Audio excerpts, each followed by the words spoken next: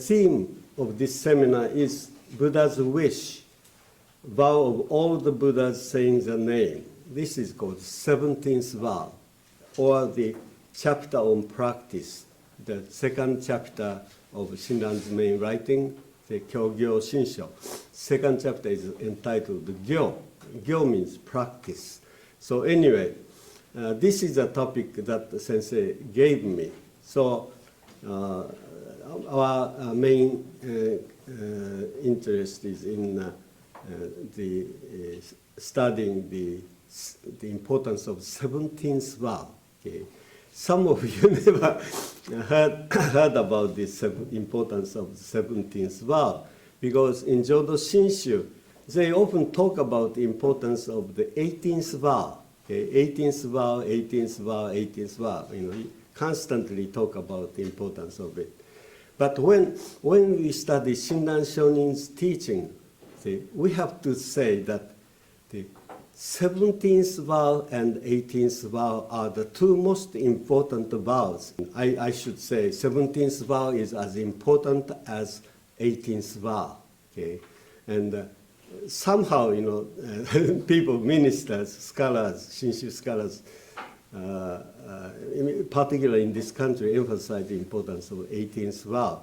But if we emphasize only 18th vow, that is a teaching of Jodoshu. Okay? Jodoshu, that's the tradition of Honen Shonin. Shinran Shonin's tradition, Jodo Shinshu, is a little different from Jodoshu, okay? So-called Pure Land school.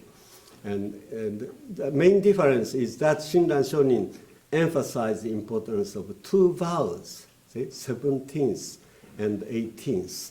And if we don't know the importance of 17th vow, we don't understand the meaning of the 18th vow. Okay? That's why Takata Sensei had this 17th vow as the theme of this seminar. Probably he wants to have the theme of the 18th vow next year. Because I cannot think about talking about this one of the two important ones alone. Okay? So in order to explain this importance of 17th vow, I came up with my own topic. Okay? That is tradition and the true self. Okay? Why did I come up with this title? Okay? And tradition and true self. Okay? This is just two concepts. Okay? But to make it easier to understand the importance of these two concepts, tradition and the true self, I gave you subtitle here. Shinran's Awakening of Shinjin. Shinjin is synonymous with true self. Okay? We must awaken or realize Shinjin. That means we must awaken our true self. That presupposes the fact that our regular self that we trust is not the true self. Okay? Or we could call it the ego self, or imaginary self, or unreal self. So Buddhism teaches us we must be awakened to our true self. Okay?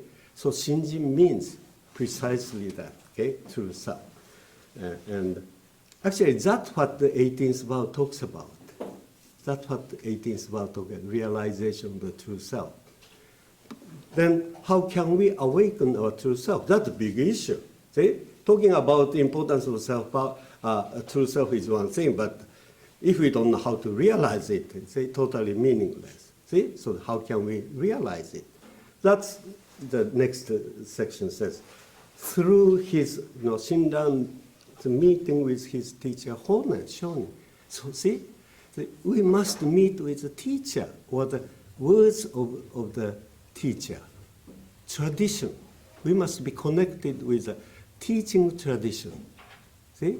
So that's what my title means. Tradition means teachers and their teachings. They are most kind of indispensable condition for our realization of true self. That's what Shinran says. Then what is 17th vow? 17th vow is a vow in which Dharmakara wanted true tradition realized. Dharmakara wanted wonderful teachers and their teachings realized in history. That's called tradition. Buddha Dharma Sangha. See, that's indispensable. That's what the 17th vow is all about. Without this realization of 17th vow, without the realization of the true living tradition, it's impossible for us to have our true self realized, Shinjin realized. See? That's why Shinai says 17th vow must be there. Conditions must be there so that we have true realization, true self. That is the realization of the 18th vow. See? So that's what I spelled out here. So the tradition, see, technically means Nammandabutsu. See? Nammandabutsu is a calling voice from the tradition. Teacher's words, actually. Teachings. See? Tradition, the Nembutsu, or it's called practice. It means a tradition of historical teachers, such as Shakyamuni and Seven Patriarchs. See? These are historical teachers. Okay? Tradition means the historical teachers and their words. So the tradition is the content of the 17th vow, the vow of all the Buddha's sayings and names. See? What are all the Buddhas? These are the historical Buddhas. Shakyamuni, our teachers, historical teachers, all Buddhas. They are existing, okay, historically existing. Not only they are existing, they have words, words, teachings. That's what the sayings and name means. That. See? They are all saying, come to the Buddha's wisdom, come to the Buddha's compassion. These are words, come to the words. See? Come to the Buddha's words, come to the Buddha's wisdom, compassion. These are the words, okay? Nammandabutsu means that, okay? You must understand meaning of Namo Amidabutsu. Namo Amidabutsu means come to Buddha's wisdom. That's what it means, okay? Namu means come to, take refuge. Imperative sentence, okay? Amida Buddha, what is Amida Buddha? Amida Buddha is a symbol of Buddha's wisdom, okay? So our historical teachers, the tradition is telling us, see, come to Buddha's wisdom. They are all saying Namamitabutsu, Namamitabutsu. This is a command, imperative sentence. Okay? Namandabutsu is something we have to hear. See, that's the most important part of Shinran Shonin's teaching. Many teachers say, oh, we must say Namandabutsu, Namandabutsu. But no, it's not saying that is important. Okay? It is hearing Namandabutsu. Namandabutsu is a calling voice, words from historical teachers. Okay? See, so anyway, that's what I explained. So the tradition, okay, the 17th vow is talking about the importance of teachers and teachings, okay, that make us have true self, okay, that's tradition. And now we have wonderful words, we hear it, then something happens in us. See, new awareness is awakened, see, and new self is awakened. So true self, that's Shinjin. Shinjin means hearing teacher's words and awakening the true self. This is the content of 18th vow. Shinran calls this 18th vow is a vow of Shinjin. See? True self. Shinjin means true awakening of the true self. So the Jodo Shinshu is, if you understand that, Jodo Shinshu is not complicated. They're talking about two things. Importance of tradition, teachers' teachings, and importance of hearing and having our true self awakened. That's all there is in Jodo Shinshu.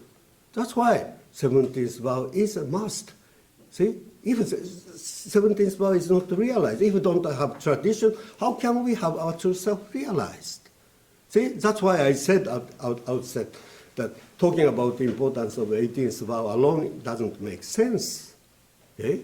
Because how can we realize the true self? We're talking about the importance of self, but true self is one thing, but if we don't know how to realize it, what's the use of studying Buddhism? Okay? First emphasize the importance of tradition. You must meet with the living tradition. You must be exposed to the words of the teacher.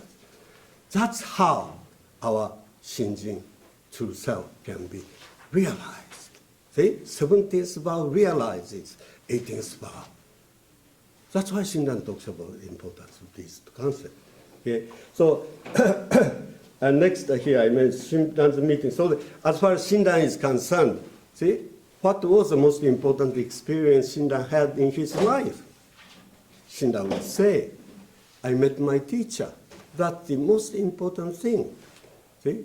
That's the only important thing that happened in my life. I met my teacher.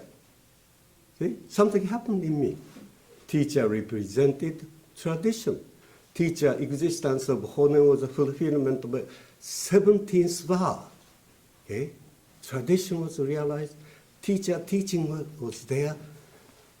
Then he would say, oh, I was able to have new awareness. See? Shinjin, true self. 18th vow was realized. So Shinran would say, see? My meeting with Honen was a crucial thing. See? So some of you have listened to me before, and I often talk about this example, simple example. One time I was in Hawaii staying at a hotel, and hotel had a kind of pond, okay? Pond. A restaurant had this pond, and I was looking at this small fishes, small fishes moving into the middle of the. I was standing here watching this, okay? Small fish going here. Then suddenly, huge fish came from the middle of the, like swimming like this. Then tiny fish. This fish was intending to go to this direction, but because this was so powerful, okay, this was sucked into this direction. See, so started to move into this direction. See, big fish was swimming. So when I saw this, I thought of Shinran Shonin. Oh, that's what happened to Shinran Shonin. The Shinran was on Mount here, and he was pursuing his Buddhahood here, his Buddhahood. He imagined some kind of wonderful Buddhahood and tried to attain it. But all of a sudden, big fish came from the opposite direction, and his whole direction turned around. Okay? So this tiny fish, Shinran, sucked into this. So simple picture, but I thought about this. See? This is the 17th vow. Tremendous power. See? Power of tradition. Power of the teacher. See? And by encountering Shinran's whole life was a 180-degree turn. Okay? So if I magnify this fish, this same direction, this is Honga desire, kind of latent and hidden desire. Okay? This was awakened, this desire to go this direction. So he joined this direction. See? So this hidden desire, okay? This is a desire of the true self. Okay? Our desire is pursuing things of our interest. We've been living our life pursuing wealth and fame, all kinds of objective here, plus objective. But someone unexpectedly, see,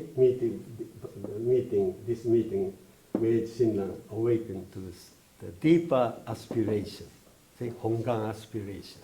Hongan means innermost aspiration. Usually translated as primal vow, but translating Hongan as primal vow alone is not good. Okay?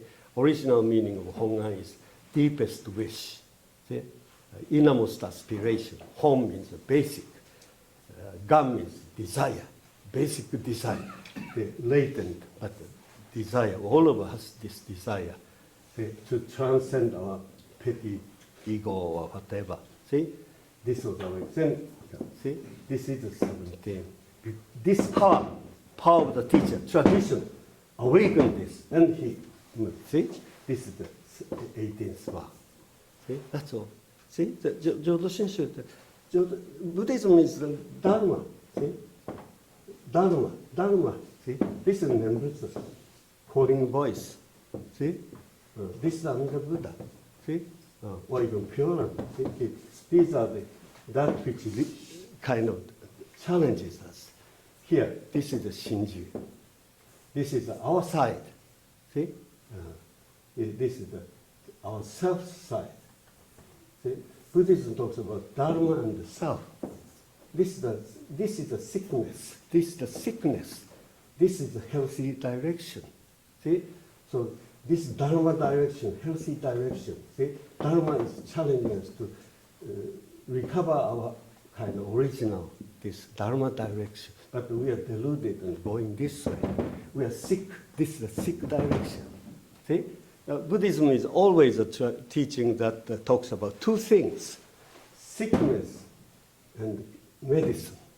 Sickness and medicine. When they meet, cure. That's all there is. See? This 17th vow talks about medicine or doctor. Okay? And 18th vow talks about this recovery of the health. Sick person becoming a healthy person. See? True regaining of the true self means recovering our health. See? But before we do that, all of us totally going opposite of the Dharma. We are attached to so many things. See? We live in an attached world. See? Fixed world. But this is such a dynamic world. Dharma is constantly moving and changing. See? So Buddhism always talking about, important discovering the true self. Then how can we discover true self? Dharma, Buddha Dharma Sangha, tradition. So Jodo Shinshu is part of Buddhism, okay? See, nothing unique, okay? This is the whole basic schema: sickness and cure, medicine. See, these are medicine. This our self is a sickness, meeting, cure. See, that's what Shinda is talking about. I met Honan, and something happened to me. See, something I never imagined was awakened in me. See, that's what Shinda is talking about here. So, if you understand this experientially, Buddhism is very simple. Very simple, although we have many concepts. Shinda has all kinds of dozens of difficult technical terms, but the only thing he wants to say is, I met my teacher and my life was changed. That's all he wants to say. See? And this is a kyo gyo shin sho. See? Kyo means this teaching. Gyo means this. See? Gyo means tradition. Shin means true self. Shin. Gyo, shin. Sho means the powerful life. See? Sho means powerful life he attained. That's called the realization of Buddhahood. Here. See? Gyo, shin, sho. See? Gyo, shin, sho. And this is the 17th, 18th. This is the 11th vow. See? Gyo, shin, sho. See? He constructed his Gyo, shin, sho writing on the basis 3 vows. 3 vows, 17, 18. But these two are the most important. See? Medicine, sickness, sick person, curing, 11th, health recovered. See? That's all there is. This is the basic pattern of Buddhism. See? So, since Jodo Shinshu is a part of Buddhism, talks about this too. Zen Buddhism too. This is a basic pattern. Sickness and cure. That's what Shakyamuni taught. Nothing else. See? So if you experientially understand this, or experience this, Buddhism not complicated at all. But if you don't have experience and try to understand intellectually, it will get more and more difficult, because so many concepts, ideas. See? But ideas and concepts are not so important. Experiencing. See, Shinda would say, it's the reality, real fact. I met my teacher, my life changed. That's what I want to share with other people. That's what Shinda is doing. See? But many people don't have insight into this actual experience. Try to understand Shinda or Shinshu. That's why people get confused. See? Oh, Shinshu is so difficult, so many technical terms. But experientially, it's so simple. Small fish meeting a big fish, and whole direction changed. That's all. So there is. See? So I added another issue here. I shouldn't say. No, this is an introduction. Okay, so here I just kind of spelled out here. What we meet in life is the most important issue in our lives, okay? See, so I want to emphasize this because, in our life we are told that, it's so important that we get some, achievement, degree, academic degree, or our life, work is important, what we do is important, what we achieve is important. See, that's what our teachers, our parents taught us, status, possession, but Buddhism would tell us it's not those things you attain or possess that are important. The most important thing in life is what you meet in your life, okay? Or whom you meet in your life. That's the most important thing. Shinran would say that, see? Because our theme is the 17th verse, importance of the tradition, importance of the teachers, see, their words. It is something we meet, see? So I emphasize here, in Buddhism, it is often commonly said, meet a teacher who has a teacher. See? Meet a teacher who has a teacher. Why is this statement important? Because what's important in the teacher? What is the most important part of the teacher that we should focus? It's not his talent. It's not his academic attainment. See? It is not the personal qualities that are important. See? The most important quality in the teacher is that he's a transmitter. He's a transmitter of the Dharma. See? Whether the person is transmitting the Dharma or not is the most important part of the person. But sometimes we consider somebody as a great teacher because he has an academic degree, or because he has published many books, or he is a good speaker. See? He's a very gentle and kind person. These are not so important compared with the fact that he has received the Dharma from his teacher and has transmitted it intact to us. That's the most important. See? We are talking about the importance of a tradition. Why did Shinran honor Honen? Shinran considered Honen the most important person because Honen was the transmitter of the tradition. Shinran is not admiring Honen's personal qualities. Honen had certainly tremendous academic credential, scholarship, but they are not the important things. See? For Shinran, it is the fact that Honen was the seventh patriarch. He transmitted previous 6 patriarchs' teachings to Shinran. See? The most important part of Honen, or our teacher, is that he's a transmitter of the tradition. He received the teaching and transmitted the teaching intact to us. Okay? That's why in Japan, we all say, you must meet a teacher who has a teacher. See? And so that's very important.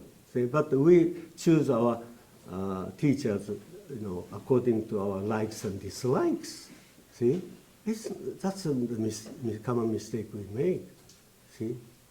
Real teacher, the teaching is something that challenges us and totally uncomfortable to us. See? If from the beginning teacher is comfortable to us, pleasing to us, that's not the authentic teacher. Maybe you're kind of teacher, but no. True Dharma teacher comes to us as a challenge, okay? Because our basic direction is totally upside down, see? If authentic teacher cannot help but challenge this, it's not comfortable at all initially, see? Hurting. But when you really understand and participate in this direction, teachers are no longer harsh or cold. But initially, see, true authentic teacher comes to us as a challenge. But we don't like challenge, or we don't like something negative. So we say, teacher, he's such a nice teacher. He said, I'm a good student. See, he's so kind, warm. That's not the criteria for authentic teacher. Okay? But anyway, so Zen Master Dogen famously said, if you don't have the true teacher, you better not study Buddhism. See? You without having a teacher and study Buddhism by yourself, you create your own type, your favorite type of Buddhism. That's not authentic. Okay? So Dogen Zen Master said, no teacher, no Buddhism. See? No tradition, no Buddhism. But many people, particularly in this country, think, oh, having a teacher is dangerous. Belonging to a certain tradition is dangerous. Better study Buddhism by myself. Better meditate by myself. That's the worst thing you could do in Buddhism. See? So we say, take refuge in Buddha, Dharma, Sangha. Sangha is very important. See? Because our teachers and friends could caution us if we are going the wrong way. But without three treasures, without Sangha, how can we know our mistake? See, we just create our type cocoon, small cocoon type of Buddhism. So, passage in Nirvana Sutra, I don't read it here, but this passage Shinran quotes, and he says, among all the conditions in studying Buddhism, teacher is, if you have teacher, see, you don't have to talk about the other conditions. See, being connected with the tradition, that's the first thing necessary. Okay, that's the first condition in Buddhism. Okay, and the Danluan said the story about the insect named Kalakula, and this is an imaginary or mythological insect, and this insect, and Danluan talks about it. It's very interesting. Tiny insect, but this insect, gets bigger depending on the type of wind it encounters. If it encounters small wind, then this inflates a little bit. Middle-sized wind, then this insect gets middle-sized. But its storm comes, huge storm, then this gets the huge, big body. See, huge body. So, and Danlan talks about it. He talks about the importance of the meeting with the teacher, or the conditions. See, what you meet determines what kind of person you becomes. See, this kind of wind insect. See, this is such a kind of small, weak condition. Then you become a weak person. But strong condition. See, big fish. Then you'll become this big fish. See, so something like that. Okay. So I spelled out the bottom of page 1. Tradition as a basis of the awakening of the Shinshin. So that's what I said. Okay, 17th vow is the basis for the realization of the true self. See, so without 17th vow, talking about the important 17th vow, we cannot talk about the Shinjin. Okay, 18th vow. Okay, so anyway. That's my introduction. Kind of long introduction, but almost spent 30 minutes. Okay.